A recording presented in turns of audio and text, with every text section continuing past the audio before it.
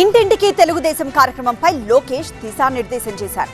కేటాయించిన జిల్లాల్లో తప్పనిసరిగా పర్యటించాలని ఇన్ఛార్జ్ మంత్రులకు ఆదేశించారు. ప్రజలతో నేరుగా మమేకం కావాలని సూచించారు.